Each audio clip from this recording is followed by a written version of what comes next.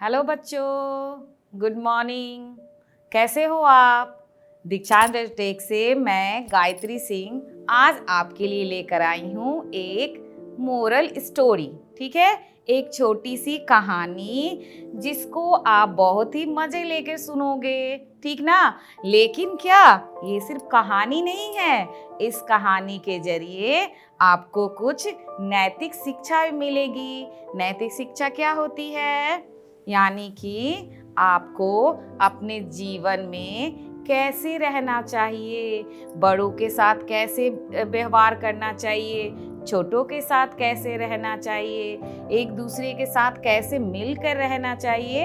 ये कुछ कुछ छोटी छोटी बातें इस मोरल स्टोरी से यानी इस नैतिक कहानी से आपको पता चलेगा। ठीक है, तो शुरू करती हूँ। आज का कहानी का शीर्षक है हाथी और बकरी। ठीक है, हाथी और बकरी की कहानी है। तो ये दोनों कहाँ रहते हैं? तो ये दोनों जंगल में रहते हैं। लेकिन क्या ये दोनों बहुत अच्छे दोस्त हैं? हाँ, आपके भी दोस्त होते होंगे ना। तो ये दोनों भी बहुत अच्छे दोस्त हैं। तो जो दोस्त होते हैं वो क्या करते हैं? एक दूसरे का मदद करते हैं। ठीक है, जो भी खाना वगैरह होता है, जैसे लंच आप लाते हैं तो फिर शेयर करके खाना, या उनको कोई दिक्कत होती है तो उनको पढ़ाई में कोई प्रॉब्लम है या कोई और भी प्रॉब्लम है तो उनको मदद करना। तो वैसे ही ये हाथी और बकरी भी बहुत अच्छे वाले दोस्त थे। ठीक ना, ये जहाँ भी जाते थे खाने की तलाश में, दोनों एक साथ जंगल में जाते थे और क्या करते थे, जो भी खाना उन्हें मिलता था वो मिल बांट के दोनों आपस में खा लेते थे, है ना। ये नहीं था कि एक को मिला तो एक ही खा लिया। नहीं, दोस्ती का ये मतलब नहीं होता है। दोस्ती का मतलब क्या होता है कि जो भी मिले उसको आपस में मिल बांट कर खाएं। तो ये भी ऐसे ही दोस्त थे। ठीक ना। तो क्या हुआ, हमेशा तो ये लोग जब भी जाते थे साथ ही जाते थे। तो एक दिन क्या हुआ कि खाने की तलाश में ये लोग जंगल से दूर निकल गए और दूर निकलकर कहाँ पहुंच गए? एक तालाब के किनारे पहुंच गए। ठीक ना। और वहां पर गए तो तालाब में तो उन्हें पानी भी मिल गया और उसके साथ में पता है क्या दिखा? एक बड़ा सा बेर का पेड़ दिखा जिसमें खूब सारे बेर लगे हुए थे। बेर खाना तो सबको पसंद है ना। उसी तरह उस हाथी और बकरी को भी बहुत खुशी हुई बेर का पेड़ देखकर। वो लोग जल्दी जल्दी वहां पे चले गए और जैसे ही वहां पे पहुंचे तो हाथी ने क्या किया? हाथी के तो बड़े बड़े सूंड होते हैं, है ना। बस हाथी ने क्या किया, अपने सूंड से पेड़ को पकड़ा और ऐसे ऐसे जोर से हिला दिया। तो क्या हुआ बताओ? जब हाथी ने पेड़ को खूब जोर से हिलाया होगा तो क्या हुआ? बहुत सारे बेर नीचे आकर गिर गए। अब बकरी क्या की? बकरी ने फटाफट सारे बेर उठाने शुरू कर दिए, ताकि फिर दोनों बैठकर खाएंगे। लेकिन तभी क्या हो गया? एक छोटी सी गलती हो गई। क्या हो गई? कि उस पेड़ पर ना चिड़िया ने घोंसला बनाया था। आप सबको तो पता है चिड़िया कहाँ अपना घोंसला बनाती है? पेड़ के ऊपर बनाती है ना। तो उस बेर के पेड़ पर भी एक चिड़िया ने घोंसला बनाया था। ठीक है, और उस घोंसले में उसका छोटा सा बच्चा था।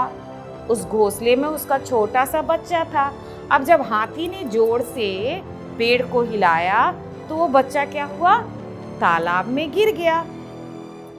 और उसकी माँ नहीं थी उस समय, यानी जो बड़ी चिड़िया उसकी माँ थी वो दाने की तलाश में कहीं दूर उड़कर गई हुई थी। और बच्चा क्या हुआ? जोर से हिलने के चलते तालाब में गिर गया। लेकिन क्या हुआ? जैसे ही बकरी ने देखा कि अरे हाथी ने जैसे पैर हिलाया तो चिड़िया का बच्चा तालाब में गिर गया, तो उस बकरी ने उस चिड़िया को बचाने के लिए तालाब में छलांग लगा दी। ठीक है, लेकिन क्या उस बकरी को तैरना नहीं आता था। लेकिन फिर भी उस बच्चे को देखकर वो अपनी जान की चिंता नहीं की और तालाब में कूद गई। लेकिन ये बात हाथी को पता थी कि बकरी को तो तैरना नहीं आता है। जैसे ही हाथी ने देखा कि चिड़िया का बच्चा भी गिरा हुआ है, उसे बचाने के लिए बकरी भी कूद गई है, तो उन दोनों को बचाने के लिए ये हाथी भी तालाब में कूद गया। और हाथी तो बड़ा जानवर होता है, सबको पता है ना, हाथी तो बहुत बड़ा जानवर होता है। उसने क्या किया कि बकरी को भी बचा लिया और उस चिड़िए के छोटे से बच्चे को भी बचा लिया, ठीक है, और उन दोनों को निकालकर तालाब के बाहर लेते आया सुरक्षित। दोनों बच गए। तो अब तीनों मिलकर एक दूसरे को देख रहे थे कि सभी अच्छे हैं ना। तभी क्या हुआ कि वो जो चिड़िया, मम्मी चिड़िया थी, वो उड़ते उड़ते दाना की खोज में गई थी, वो भी आ गई। उसने जब ये सब देखा तो वो थोड़ी डर गई, लेकिन फिर जब अपने बच्चे को देखा तो उसने देखा मेरा बच्चा तो बहुत अच्छे से है, उसे कुछ नहीं हुआ है, तो वो बहुत खुश हो गई और बकरी और हाथी को धन्यवाद भी की, शुक्रिया अदा की और बोली कि हाथी भाई, बकरी, आप लोग यहीं इस तालाब के पास इस बेर के नीचे क्यों नहीं रहते हो? हाँ, आप लोग भी यहीं रहो, हम सब साथ मिलकर रहेंगे। साथ मिलकर रहना अच्छी बात होती है ना। तो उस चिड़िया ने ये बात जब कही तो ये बात बकरी और हाथी को भी अच्छी लगी कि ठीक है, हमारा एक और दोस्त बढ़ गया और एक छोटा सा बच्चा भी मिल गया। तो फिर वो लोग सभी मिलके वहां पर ही साथ में प्यार से रहने लगे। धीरे धीरे चिड़िया का छोटा बच्चा बड़ा हो गया और वो दोनों उड़ते उड़ते जंगल में जाते और घूम कर आते और आकर बकरी और हाथी को बताते कि किस पेड़ पर पके हुए फल लगे हुए हैं। हाँ, ये आकर चिड़िया और बच्चा हाथी और बकरी को बताते और ये दोनों जाकर अपना भोजन कर लेते थे, ठीक ना। तो इन्हें भी आराम हो गया। तो इस तरह ये बहुत ही प्यार से सभी रहने लगे, ठीक ना। यही है कहानी बकरी और हाथी की। जो दोस्ती शुरू हुई बकरी और हाथी से, लेकिन मदद करने के चलते उनका एक और दोस्त बन गया, है ना, चिड़िया बन गई दोस्त। तो हमें क्या करना चाहिए? हमें भी हाथी और बकरी की तरह सीख लेना चाहिए इनसे कि यदि आपसे कोई गलती हुई है तो उसे हमें स्वीकार कर लेना चाहिए और उस गलती को सुधारने की कोशिश करनी चाहिए। सीख, हमें इस कहानी से क्या सीख मिलती है? तो हमें इस कहानी से यही सीख मिलती है कि यदि हमसे कोई गलती हो जाती है तो उस गलती को हमें मान लेना चाहिए कि ठीक है, हमसे ये गलती हो गई है, हमें माफ़ी मांग लेनी चाहिए और उस गलती को ठीक करने में लग जाना चाहिए, है ना।